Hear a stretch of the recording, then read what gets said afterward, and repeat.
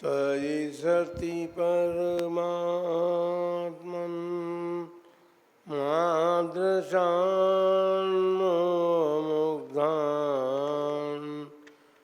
कथम तनुवशत्वान् बुद्धके शान्यजेयम् सुगतमगधरं वा वागधीशं शिवं वा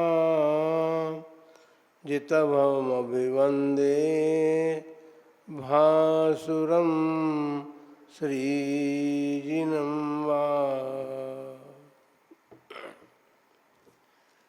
1000 श्री महावीर भगवान की 20वीं सदी के प्रथमाचार्य चारित्र चक्रवर्ती आचार्य श्री शांति सागर जी महाराज की, परम पूज्य आचार्य श्री वीर सागर जी महाराज की, परम पूज्य आचार्य श्री शिव सागर जी महाराज की, परम पूज्य दीक्षा गुरुवर्य आचार्य श्री धर्म सागर जी महाराज की, परम पूज्य आचार्य श्री अजित सागर जी महाराज की, परम पूज्य शिक्षा गुरुवर्य आचार्य कल्प श्री सुध सागर जी महाराज की, श्रीमद् जैन धर्म की।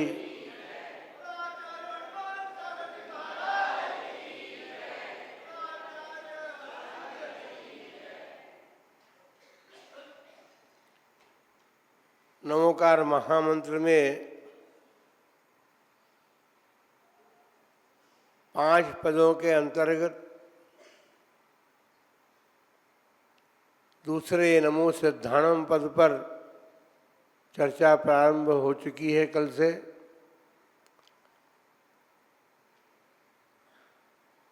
देखना यह है कि सिद्ध भगवान क्या करते हैं वहाँ पर बैठे बैठे। प्रश्न तो बड़ा छोटा सा है, वहाँ बैठे बैठे क्या करते हैं, क्योंकि हम तो सब कार्य करते हैं ना, हमको बहुत सारे काम रहते हैं और वहाँ पर तो कोई काम बाकी नहीं है, फिर करते क्या। देखिए सिद्ध भगवान जो हैं अष्ट कर्मों को नाश करके गुणों को प्राप्त किया है उन्होंने, और सबसे बड़ा कार्य तो उनके पास है, काम तो नहीं है लेकिन वो अपने आप होता है। उनके पास ज्ञानावरण कर्म के नाश से जो अनंत ज्ञान प्रकट हुआ है, वो अनंत ज्ञान उनका जगत के सभी पदार्थों के द्रव्य गुण और पर्यायों के साथ, जो कि अनंत पर्याय हैं, त्रिकालवर्ती पर्यायों को उनके ज्ञान में जानते हैं। जानने का मतलब उनके ज्ञान में स्वयं झलकता है। कोई बुद्धिपूर्वक तो जानने का प्रयत्न नहीं करते हैं, लेकिन उनके ज्ञान में वो आते हैं पदार्थ। तो बंधुओं, फिर एक कार्य और बाकी है। जब वो जानने का ही कार्य करते रहें या उनका ज्ञान सारे पदार्थों में ही लगा रहे, तो फिर क्या करेंगे वो। तो उन्होंने जब कर्मों का नाश किया है तो ऐसी दशा को प्राप्त किया है कि संपूर्ण जगत को, पदार्थों को जानते हुए भी वे उनमें तल्लीन नहीं होते, वे तो अपनी आत्मा में तल्लीन है। केवल आत्म स्वरूप को उन्होंने जो प्राप्त किया है उसी में उनकी तल्लीनता बनी रहती है। उनको ज्ञान में पदार्थ झलकते हैं, आते हैं, लेकिन किसी भी पदार्थ के प्रति उनको आसक्ति नहीं होती है, उस तरफ उनका कोई उपयोग भी नहीं होता है। तो सिद्ध भगवान जो है उनके 2 कार्य प्रमुख हो गए। एक तो उनके ज्ञान में संपूर्ण पदार्थों का प्रतिबिंबित होना, और उसके बाद जैसे दर्पण होता है ना, दर्पण जो है उसके सामने आप जब जाते हैं तो वो आपको दिखा देता है, आपके चेहरे को दिखा देता है, लेकिन दर्पण तल्लीन नहीं होता आप में। उसी प्रकार सिद्ध भगवान भी जो हैं उनके ज्ञान में प्रतिबिंबित तो होते हैं पदार्थ, लेकिन वे उसमें तल्लीनता को प्राप्त नहीं होते। और दूसरा कार्य है कि जब ये सब कुछ करते हुए भी, इन पदार्थों को जानते हुए भी, उनके पदार्थ उनमें प्रतिबिंबित होते हुए भी उनमें अपनी आत्मा में तल्लीन होते हैं। वहाँ आत्म ध्यान के अतिरिक्त, आत्मचिंतन के अतिरिक्त उनको कार्य नहीं है। हमारे पास संसार के प्राणियों के पास तो अनेक प्रकार के कार्य हैं, अभी ये करना है, अभी वो करना है, अभी वो करना है।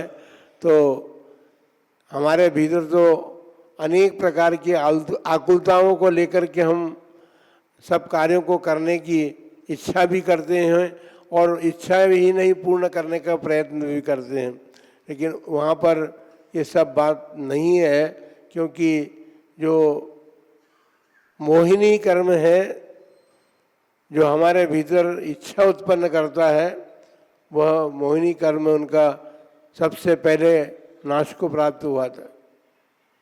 अनंत भगवान के भी हुआ और सिद्ध भगवान के भी हुआ। अनंत भगवान और सिद्ध भगवान में फिर अंतर क्या रहेगा? केवल अज्ञान तो अनंत भगवान को भी हुआ, सिद्ध भगवान के पास भी केवल अज्ञान है, और अनंत चतुष्टय अनंत भगवान के प्रकट हुआ, वो अनंत चतुष्टय उनके पास भी है। लेकिन सबसे बड़ी विशेषता अनंत और सिद्ध में ये भेद करती है कि उनके 8 कर्म नाश को प्राप्त हुए हैं, और 8 कर्म नाश को प्राप्त हुए हैं तो उनमें फिर उन कर्मों के नाश से गुण भी प्रकट हुए हैं। अनंत भगवान में जो गुण हैं, अनंत गुण उनमें भी हैं और सिद्ध भगवान में भी हैं, लेकिन फिर भी उनमें भेद करने वाले वो गुण हैं। देखो, ज्ञानावरण, दर्शनावरण और मोहिनीय और अंतराय कर्म, ये तो दोनों के समान नष्ट हुए हैं और दोनों में इनके नाश से गुण जो है वो प्रकट हुए हैं। लेकिन वेदनीय, नाम, गोत्र और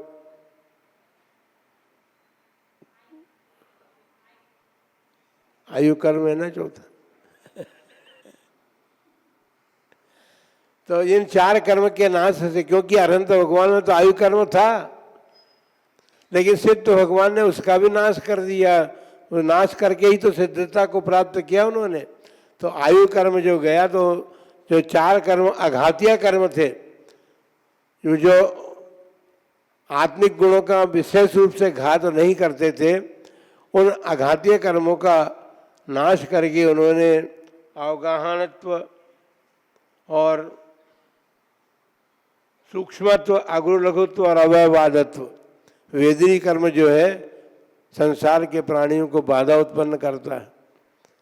लेकिन सिद्ध भगवान के वो वेदनी कर्म चला गया, इसलिए अब उनके भीतर किसी प्रकार की बाधा नहीं है, अव्याबाधत्व गुण प्रकट हो गया उनके। और नाम कर्म जो है नाना प्रकार के शरीरों को प्रदान करता है, गति के अनुरूप, और शरीरों के गति के अनुरूप शरीर प्रदान करता है। नाम कर्म जो है हमारे नाम कर्म के अनुसार हमको छोटा, बड़ा और सुंदर, असुंदर, नाना प्रकार के शरीरों की प्रदाता नाम कर्म हमारे भीतर है।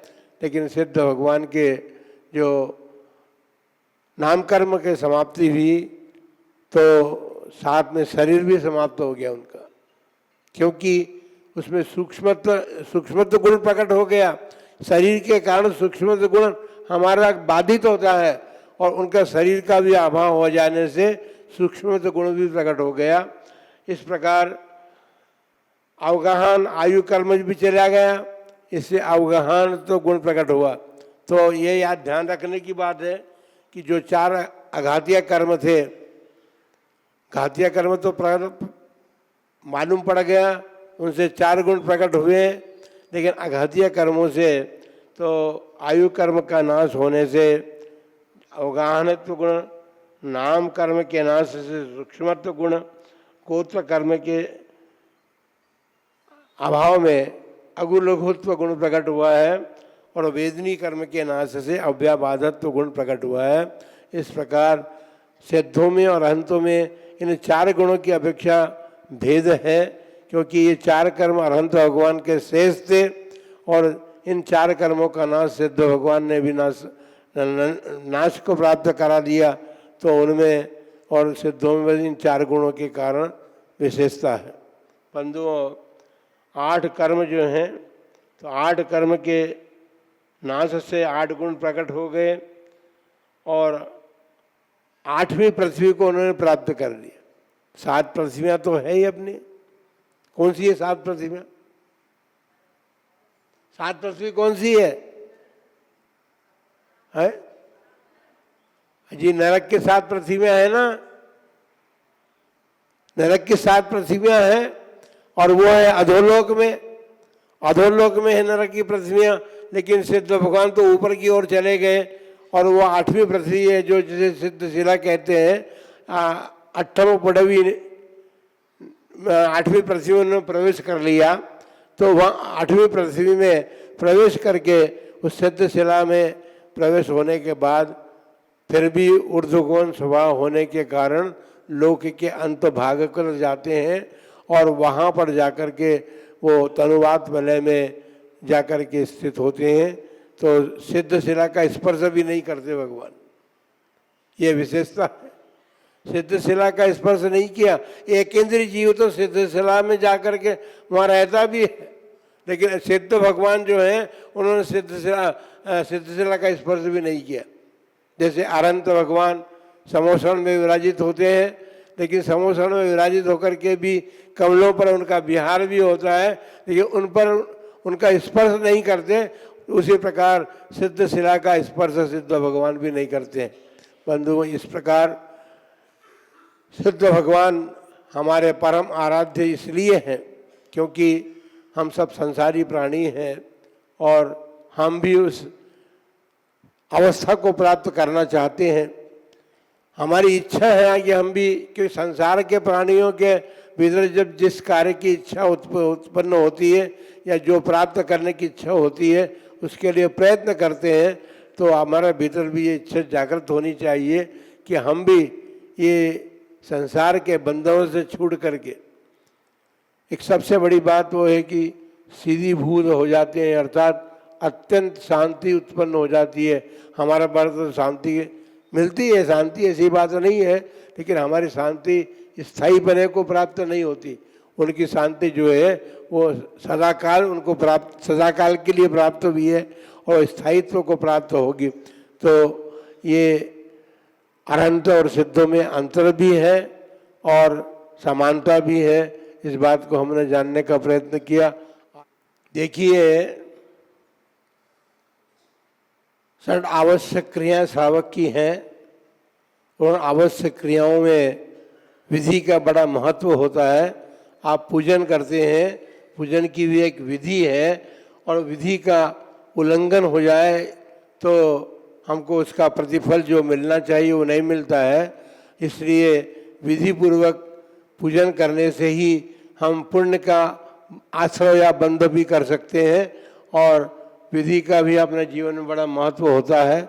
आप सब जानते हैं कि आपके जीवन में विधि का कितना बड़ा महत्व है। भोजन बनाते हैं तो भोजन विधि पूर्वक बनेगा तो वह सार्थकता को प्राप्त होता है। उसी प्रकार पूजन आदि जो करते हैं, इससे हमारे विधि के साथ हमें पुण्य का आश्रय भी होता है, पुण्य का बंध भी होता है और पुण्य बंध में कारण है विधि पूर्वक विधि की पूजन करने के समय हमारे जो परिणाम में निर्मलता होती है, उस निर्मलता से हमारे परिणामों में पुण्य आश्रय होता है और पुण्य आश्रय हमारे संसार में सुख और का कारण बनता है।